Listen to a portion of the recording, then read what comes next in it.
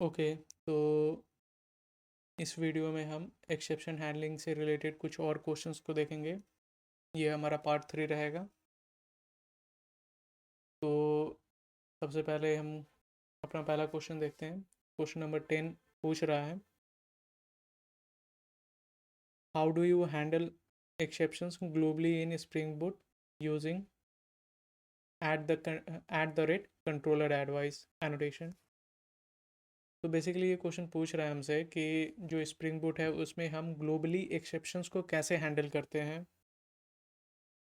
Using controller advice annotation. इस annotation को हम किस तरीके से यूज़ करते हैं जो ये हमें ग्लोबली एक्सेप्शंस को हैंडल करने में हेल्प करता है। तो इधर अगर हम आंसर देखते हैं क्वेश्चन नंबर 10 का, तो ये हमें बता रहा है कि global exception handling in spring boot using at the rate controller advice is here. तो यहाँ पे हमें बताया गया है कि कोई भी एक क्लास है जिसे हम बेसिकली यूज़ करना चाहते हैं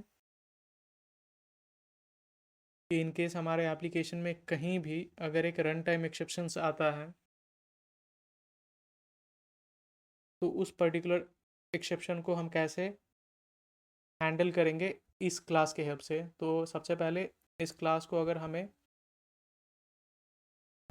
यूज़ करना है ग्लोबली एक्सेप्शंस को हैंडल करने के लिए, तो हमें कंट्रोलर एडवाइस एनोटेशन यूज़ करना होगा या फिर जो रेस्ट कंट्रोलर एडवाइस एनोटेशन होता है उसे यूज़ करना होगा। मोस्ट ऑफ द टाइम हम रेस्ट कंट्रोलर एडवाइस को ही यूज़ करते हैं। और उसके बाद हमें इस क्लास के अंदर एक और बेसिकली जिस भी टाइप के एक्सेप्शंस को हम हैंडल करना चाहते हैं उसके लिए हमें एक मेथड बनाना होता है। तो फॉर एग्ज़ाम्पल इधर हम एक मेथड बनाए हैं और इस टाइप के एक्सेप्शन को हम हैंडल करना चाहते हैं इस पर्टिकुलर मेथड के हेल्प से, तो वो हमें एक और एनोटेशन के हेल्प से बताना पड़ता है इस मेथड को कि जब भी फॉर एग्ज़ाम्पल यहाँ पे दिया हुआ है कि एक्सेप्शन हैंडलर एनोटेशन को हमने यूज़ किया है एक्सेप्शन क्लास को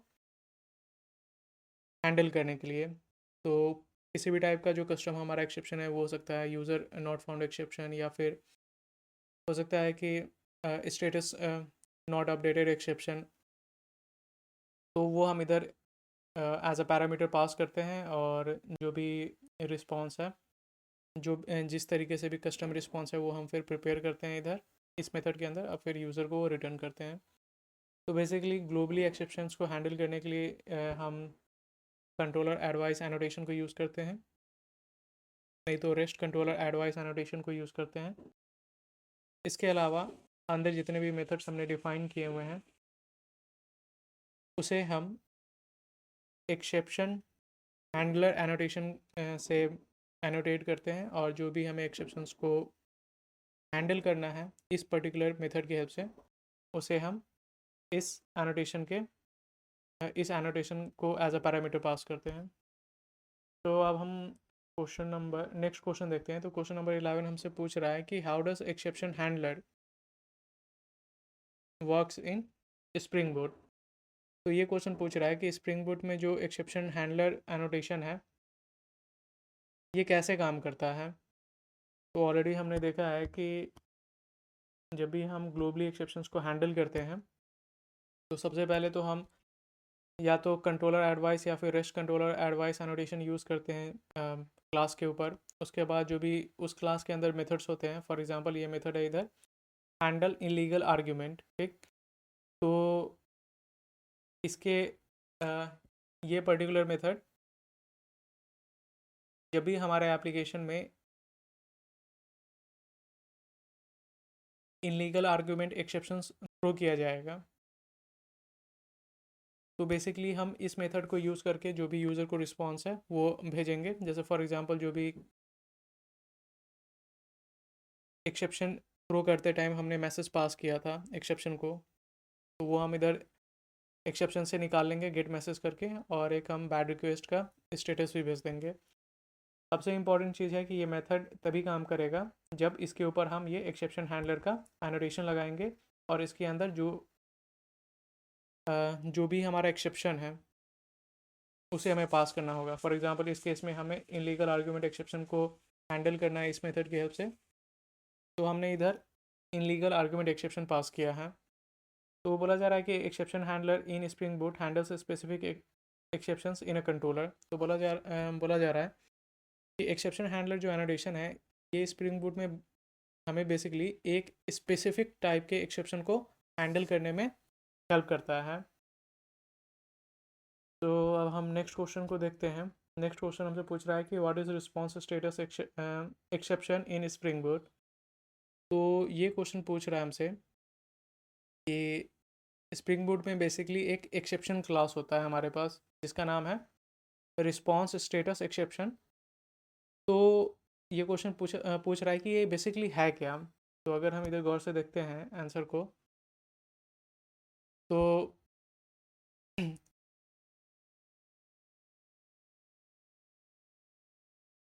ओके, तो पहले आंसर देख लेते हैं हम। इधर आंसर दिया होगा क्वेश्चन नंबर 12 का। क्वेश्चन नंबर 12 बता रहा है हमें इसका आंसर कि response status exception in spring boot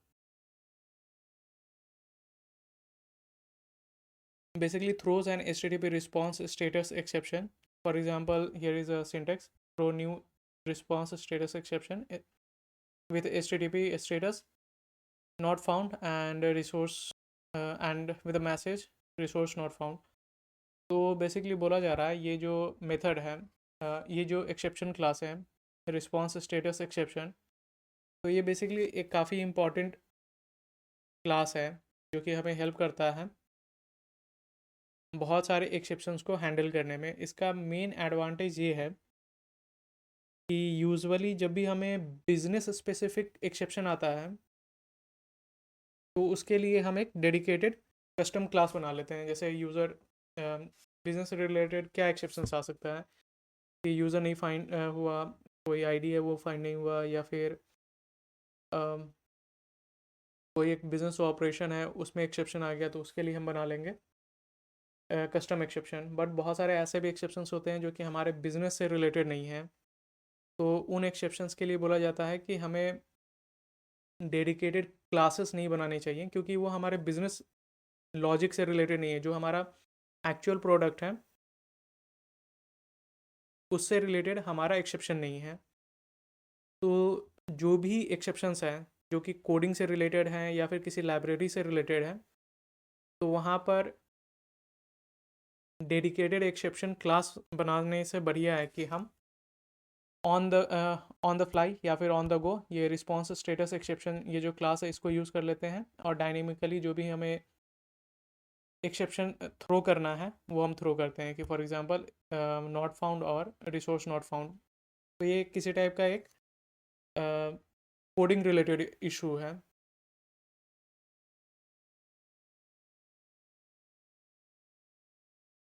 तो इसका एक एग्जांपल भी इधर हम देख लेते हैं। जैसे फॉर एग्जांपल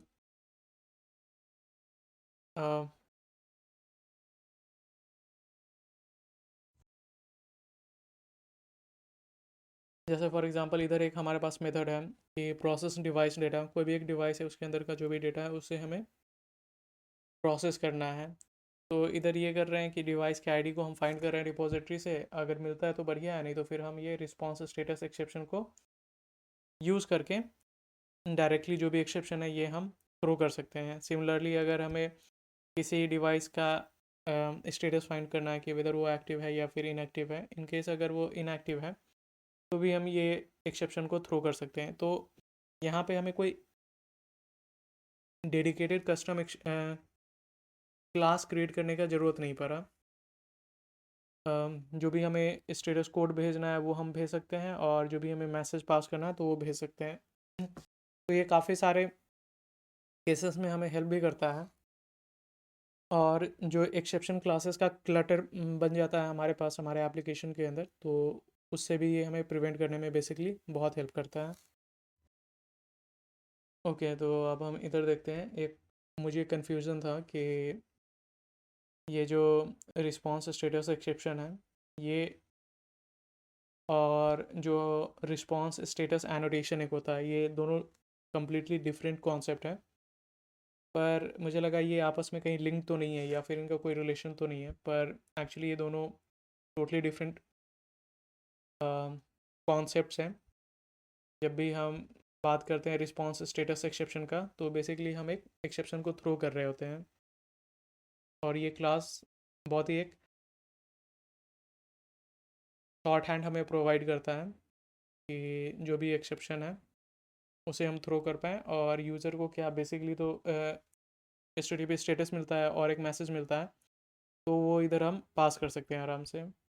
दूसरा, ये जो हमारा क्लास है रिस्पॉन्स स्टेटस, तो इसको हम दो जगह बेसिकली यूज़ करते हैं। पहला, जब भी हमें जब भी हम एक कंट्रोलर क्लास बनाते हैं, जैसे रेस्ट कंट्रोलर होता है और उसके अंदर बहुत सारे मेथड्स होते हैं, तो यूजुअली जो ये मेथड्स होते हैं रेस्ट कंट्रोलर क्लासेस के अंदर, तो ये एज अ रिस्पॉन्स एंटिटी करके एक क्लास होता है, उसको यूज़ करता है। इधर हम रिस्पॉन्स एंटिटी को भेजते हैं, पर बहुत बार जो रिस्पॉन्स है वो हमें ज़रूरी नहीं होता है यूज़र को भेजना, बस एक स्टेटस कोड ही बताना ज़रूरी होता है कि जो भी यूज़र है उसका जो भी रिक्वेस्ट है वो प्रॉपरली प्रोसेस हो गया है। तो उस जगह पे बेसिकली हम रिस्पॉन्स स्टेटस का यूज़ करते हैं। तो रिस्पॉन्स स्टेटस ये जो एनोटेशन है, इसे हम कंट्रोलर, जो भी हमारा कंट्रोलर क्लास के अंदर मेथड्स हैं उनके ऊपर यूज़ करते हैं, ताकि एक simple status response status user को भेज सकें। सिमिलरली, जब भी हम एक कस्टम एक्सेप्शन बनाते हैं, जैसे फॉर एग्जांपल यहाँ पे स्कीम नॉट फाउंड एक्सेप्शन, और ये एक बेसिकली रन टाइम एक्सेप्शन है, तो इन केस कभी भी हम किसी भी मेथड के अंदर से इस एक्सेप्शन को थ्रो करते हैं कि throw new scheme not found exception, तो उस केस में यूज़र को एक बैकएंड से रिस्पॉन्स एंटिटी नहीं जाएगा, मतलब एज अ रिस्पॉन्स नहीं जाएगा, उसको बेसिकली एक रिस्पॉन्स स्टेटस चला जाएगा कि क्या HTTP स्टेटस है, यानी नॉट फाउंड का स्टेटस चला जाएगा, 404 करके होगा आई गेस, और साथ में एक रीज़न है, रीज़न बेसिकली मैसेज को डिलीवर करने के लिए यूज़ होता है। तो जो एंड यूज़र है हमारा, उसको कुछ इस तरीके से रिस्पॉन्स मिलेगा कि अगर इधर फॉरबिडन भेजा गया है तो 403 है, एरर फॉरबिडन, और ये जो रीजन के अंदर मैसेज है तो वो उसको चला जाएगा कि financial year is blocked for auditing, वैसा करके। फिर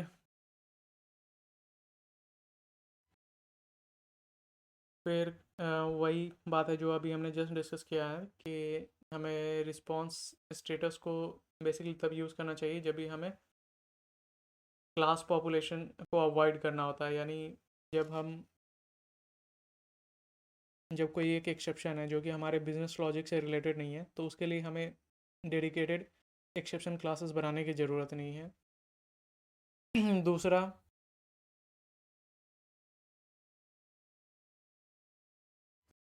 वही सेम बात इधर भी दिया हुआ है कि अननेसेसरी जो भी बिजनेस से रिलेटेड एक्सेप्शंस नहीं, उनके लिए क्लासेस बनाना ज़रूरी नहीं है।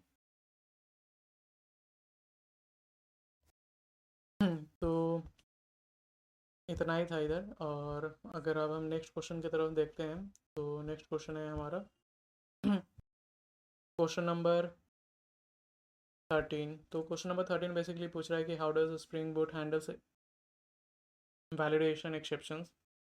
तो ये क्वेश्चन बेसिकली पूछ रहा है कि स्प्रिंग बोट में हम वैलिडेशन एक्सेप्शन कैसे हैंडल करते हैं। तो अगर हम नीचे अगर आंसर देखते हैं क्वेश्चन नंबर 13 का, तो यहाँ पे दिया हुआ है कि handling validation exception in spring boat, for handling exceptions for handling validation exception, we use valid annotation or validated annotation in DTOs, and basically it helps to handle validation error with exception handler। तो basically बोला जा रहा है कि जब भी हम user को एक रिक्वेस्ट करता है, तो बहुत बार रिक्वेस्ट करते वक्त वो हमें कुछ एक रिस्पॉन्स बॉडी या फिर जेसन बॉडी हमें साथ साथ में सेंड करते हैं, या फिर कोई एक पैरामीटर है वो भी हमें सेंड करते हैं। तो यूजुअली जो पैरामीटर्स हम एक्सेप्ट करते हैं यूज़र से, उसे इस तरीके से करते हैं रिक्वेस्ट बॉडी एनोटेशन के हेल्प से।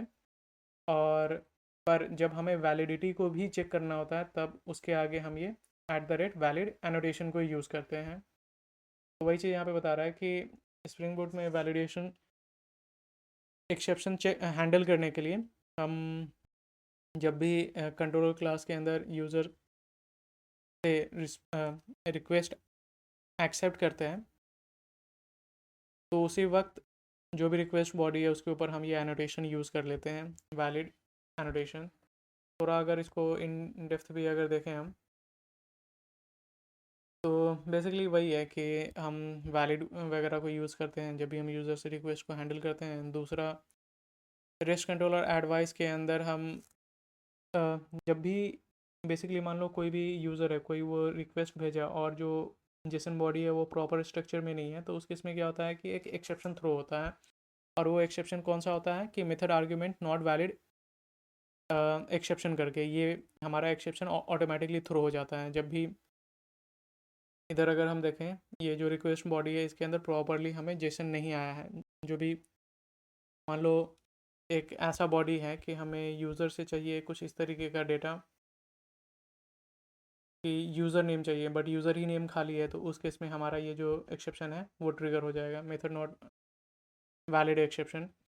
और इससे क्या होगा, इसके बाद बोला जा रहा है कि ये जो एक्सेप्शन है ये एक बहुत लंबा चौड़ा मतलब वर्बोस रिज़ल्ट रिटर्न करता है, ठीक। तो हम उसको एज इट इज़ भेज सकते हैं यूज़र को। अगर हम हैंडल नहीं करेंगे तो यूज़र को कुछ इतना लंबा चौड़ा एक्सेप्शन जाता है जो कि थोड़ा देखने में सही नहीं लगता है और समझ में भी नहीं आता है। तो उस कारण से क्या होता है कि जो हम हमारा ग्लोबल एक्सेप्शन हैंडलर क्लास होता है, जैसे जिसको हम बनाते हैं ये इधर रेस्ट कंट्रोलर एडवाइस के हिसाब से, तो अंदर हम एक और मेथड बना लेते हैं इस एक्सेप्शन को हैंडल करने के लिए। ये जो एक्सेप्शन है हमारा method argument not valid exception, method argument not valid exception. तो इसको हैंडल करने के लिए हम इधर एक कस्टम मेथड क्रिएट कर लिए हैं जिसके अंदर जो भी सिर्फ इंपॉर्टेंट बातें हैं सिर्फ हमने उसी को एक्सट्रैक्ट किया है और उसी को फिर पैक करके इधर एज एन एरर हम यूज़र को सेंड करते हैं। तो इससे होता क्या है कि यूज़र को एक बहुत बढ़िया ये जाता है, रिस्पॉन्स जाता है। जैसे इन इधर क्या है कि सिर्फ यूज़र नेम प्रेजेंट नहीं है, तो इधर ये यूज़र को जो रिस्पॉन्स है वो जाएगा 400 बैड रिक्वेस्ट कि आपका जो यूज़र नेम है वो 3 कैरेक्टर से छोटा है और जो आपका ईमेल है ये भी वैलिड नहीं है क्योंकि यहाँ पे @ करके कुछ mail.com होना चाहिए था। तो इस तरीके से बढ़िया से जाता है तो यूज़र को भी समझ में आता है कि उसको नेक्स्ट रिक्वेस्ट किस तरीके से प्रॉपरली सेंड करना है।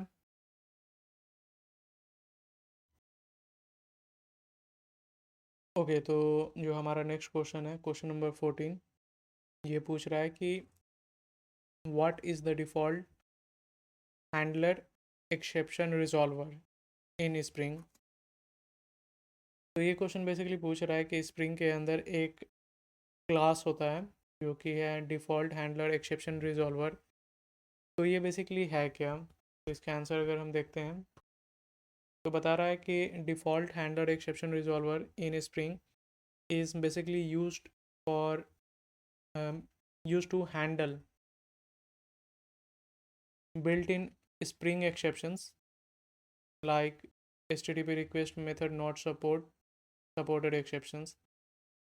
तो बोला जा रहा है कि Spring के अंदर ये जो क्लास है डिफ़ॉल्ट हैंडलर एक्सेप्शन रिजॉल्वर, तो बेसिकली इसको यूज़ किया जाता है कि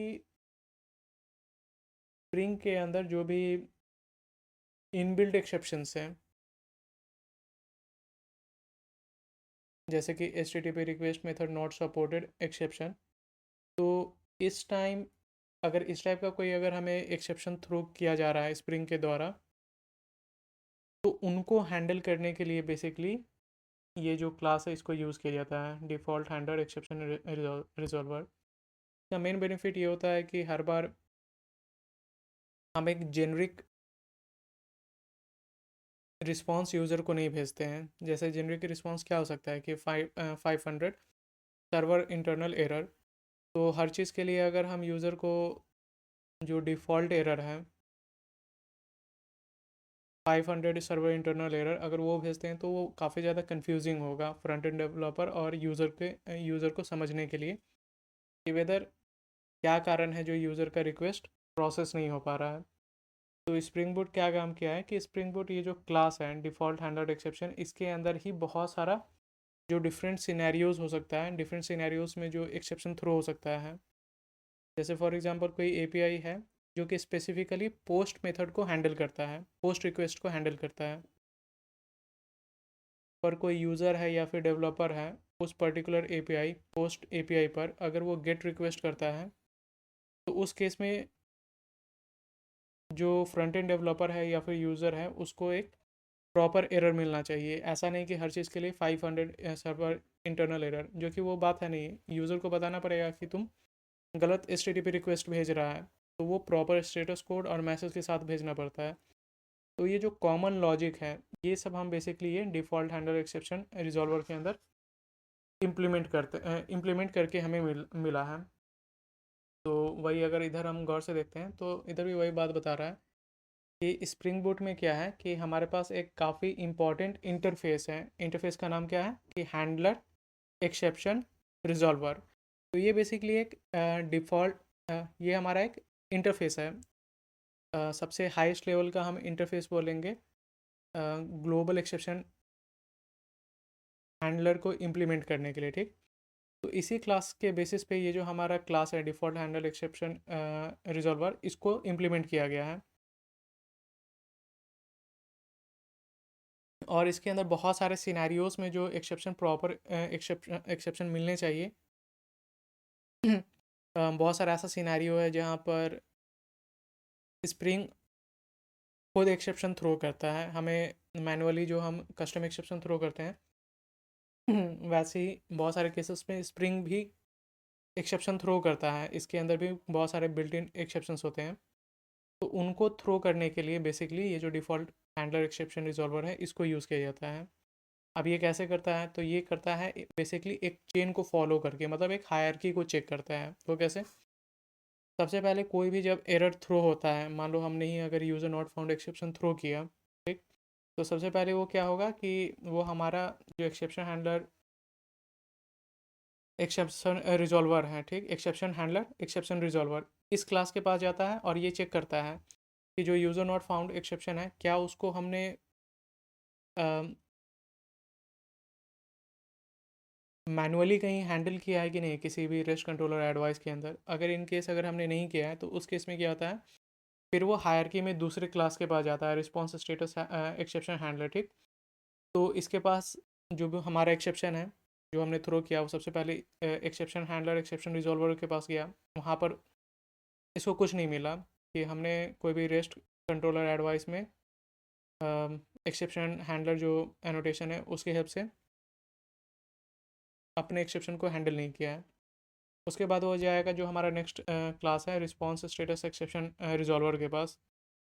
तो ये बेसिकली क्या है, ये है रिस्पॉन्स स्टेटस देखता है कि जो भी एक्सेप्शन आया है क्या उसके लिए कोई कस्टम एक्सेप्शन डिफ़ाइन किया गया है। अगर डिफ़ाइन किया गया है तो क्या उसके पास कोई रिस्पॉन्स स्टेटस है। इन केस अगर वो भी मिसिंग है तब उसके बाद क्या होता है कि वो जो हमारा यूज़र नॉट फाउंड एक्सेप्शन है वो फिर सीधा जाता है हमारा डिफ़ॉल्ट हैंडलर डिफ़ॉल्ट रिजॉल्वर के पास। और फिर ये बेसिकली जो भी स्प्रिंग एमवीसी का स्टैंडर्ड एक्सेप्शन है उसको थ्रो करता है, ठीक। तो ये कैसे कर पाता है ये जो हमारा क्लास है डिफ़ॉल्ट हैंडलर एक्सेप्शन रिजॉल्वर। तो ये बेसिकली एक बहुत लंबा चौड़ा इसके अंदर इफ एल्स का ब्लॉक होता है और वो चेक करता है कि जो भी एक्सेप्शन है वो किस कैटेगरी में पड़ता है और फिर उसी के हिसाब से ये रिस्पॉन्स करता है। जैसे फॉर एग्ज़ाम्पल मान लो कि जो हमने ऑलरेडी एक एग्ज़ाम्पल डिस्कस किया कि एक हमारा एपीआई है जो कि सिर्फ पोस्ट रिक्वेस्ट को एक्सेप्ट करता है, और जो फ्रंट एंड डेवलपर है या फिर जो यूज़र है उस पर्टिकुलर एपीआई पे वो गेट रिक्वेस्ट भेज रहा है। तो यहाँ पे अगर हम एक जेनरिक रिस्पॉन्स भेज देते हैं कि 500 एरर और क्रैश द रिक्वेस्ट थ्रेड ऐसा करके, तो यूज़र को क्लियरिटी नहीं होगा कि जो एक्सेप्शन है, जो रिक्वेस्ट है वो कैंसिल क्यों किया गया। उस केस में क्या होता है कि डिफ़ॉल्ट हैंडलर एक्सेप्शन रिजॉल्वर के अंदर इस टाइप के सिनेरियोज़ के लिए स्पेसिफिक प्रॉपरली डिफाइंड एक्सेप्शंस होते हैं, उसको हम सेंड करते हैं। तो इस केस में क्या जाएगा, हम एरर कोड भेजेंगे 505 और बोलेंगे कि ये सेमेंटिकली करेक्ट नहीं है जो भी आप रिक्वेस्ट भेज रहे हो। तो इससे जो भी यूज़र है उसको प्रॉपर एक इन्फॉर्मेशन मिल जाएगा और जो नेक्स्ट रिक्वेस्ट है वो प्रॉपर HTTP मेथड के साथ भेजेगा। ओके, तो अब हम नेक्स्ट क्वेश्चन देखते हैं। ओके, तो अब हम लास्ट क्वेश्चन देखते हैं। How do you log exceptions properly in Java application. तो ये क्वेश्चन बेसिकली पूछ रहा है कि जावा एप्लीकेशन में जो भी हमें एक्सेप्शंस आते हैं उनको हम प्रॉपरली लॉग कैसे करते हैं। तो इसका हम सॉल्यूशन देखते हैं। इधर हमें सॉल्यूशन दिया हुआ है कि logging exceptions in Java we basically use SLF4J plus Logback. तो बोला जा रहा है कि जावा एप्लीकेशन में जब भी हमें एक्सेप्शंस को लॉग करना होता है तो उस केस में हम ये जो लाइब्रेरीज़ हैं इनका यूज़ करते हैं, SLF4J या फिर लॉग बैक। तो इनको यूज़ करने के लिए जो तरीका है वो बहुत ही सिंपल है। यूजुअली हम लोग प्राइवेट स्टैटिक का ही यूज़ करते हैं, प्राइवेट स्टैटिक फाइनल। अगर किसी भी सर्विस क्लास के अंदर अगर हमें लॉगिंग को करना है तो, और जो भी सर्विस क्लास है अगर उसका हमें नाम बेसिकली पास करना होता है। तो ये बेसिकली सिंटेक्स है कि हम किस तरीके से एक ऑब्जेक्ट को क्रिएट करते हैं अपने लॉगिंग के लिए। दूसरा, फॉर एग्ज़ाम्पल इधर अपने को एक अरिथमेटिक एक्सेप्शन देखने को मिलेगा। तो हम जो प्रॉपर तरीका है एक्सेप्शन का वो इस तरीके से है कि लॉग डॉट एरर, एक तो हम प्रॉपर लेबल डिसाइड करें कि लॉगिंग का एरर क्या होगा।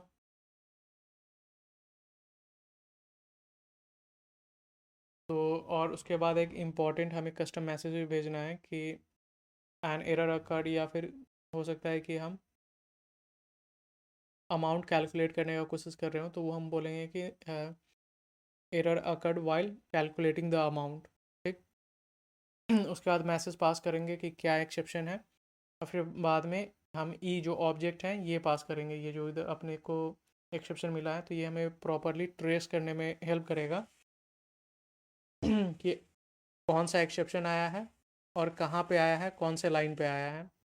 इसको अगर हमें थोड़ा सा और डिटेल में देखना होगा तो इधर दिया हुआ है कि जब भी हम स्प्रिंग बूट में लॉगिंग करते हैं तो हम system dot out dot print L use नहीं करते हैं। ठीक, ये जो सबसे ख़राब तरीका होता है लॉगिंग करने का, ये नहीं करते हैं। नहीं हम ये करते हैं प्रिंट स्टैक ट्रेस। जब भी हमको लॉगिंग करना होता है स्प्रिंग बूट एप्लीकेशन में तब हम दो बहुत ही इंपॉर्टेंट लॉगिंग फ्रेमवर्क्स का यूज़ करते हैं। एक तो है SLF4J या फिर log back. Log back basically क्या है कि जो स्प्रिंग बूट है वो एज एन डिफ़ॉल्ट यूज़ करता है, but most of the time हम SLF4J को ही कन्फिगर करके रखते हैं प्रॉपरली लॉगिंग के लिए। अब इसमें दिया हुआ है द कार्डिनल रूल। ठीक।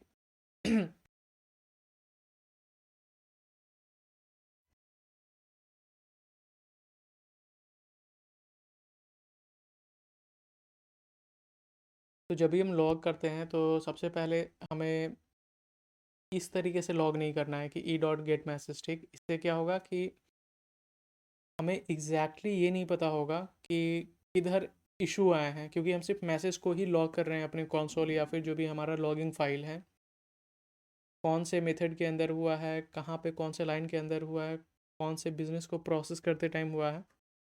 तो इन सभी को प्रॉपरली लॉग करने के लिए इधर एक अच्छा तरीका दिया हुआ है। ठीक। और एक हम बैड एग्जांपल भी देख लेते हैं। ये बैड एग्जांपल में क्या है कि हम एक मैसेज पास कर रहे हैं, बहुत ही जेनरिक मैसेज है कि समथिंग वेंट रॉन्ग, मतलब कुछ भी हो सकता है। दूसरा, हम सिर्फ मैसेज को पास कर रहे हैं लॉगिंग के अंदर, तो इससे हमको ट्रेस करने में बहुत ज़्यादा इशू आएगा। वहीं पर अगर हम इधर देखें गुड एग्जांपल पर, तो इधर क्या कर रहे हैं हम कि एक तो लॉग कर रहे हैं, प्रॉपर हमने लेवल को डिसाइड किया। दूसरा एक अच्छा मैसेज भी दिया, fail to process user registration, साफ साफ समझ में आ रहा है कि कब एरर आया है। दूसरा हम गेट मैसेज कर सकते हैं और फिर साथ में लास्ट में हम जो अपना एक्सेप्शन का ऑब्जेक्ट है वो पास कर देंगे ताकि हमें प्रॉपर एक ट्रेस भी मिल जाए। तो हमेशा हमें ये जो एक्सेप्शन का ऑब्जेक्ट है ये हमें लास्ट में पास करना होता है एज एन आर्ग्यूमेंट, ताकि जो लॉगिंग है वो प्रॉपरली हो सके। और जो भी लॉगिंग फ्रेमवर्क है SLA4j, ये सब ऑटोमेटिकली फिर प्रॉपर ट्रेस को प्रिंट कर देते हैं। ठीक।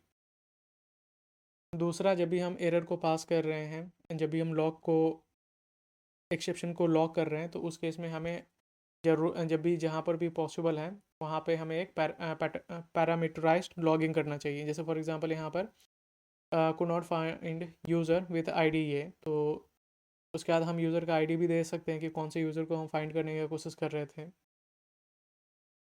फिर लास्ट पॉइंट है हमारा कि जब भी हम लॉग करते हैं तो एक प्रॉपर हमें लॉगिंग लेवल डिसाइड करना चाहिए। जैसे ट्रेस और डिबग हमें तब देना चाहिए जब भी हमें बहुत ज़्यादा फाइन ग्राइंड एक्सेप्शन थ्रो करना होता है, जो कि डेवलपमेंट के लिए बहुत ज़्यादा ज़रूरी होता है।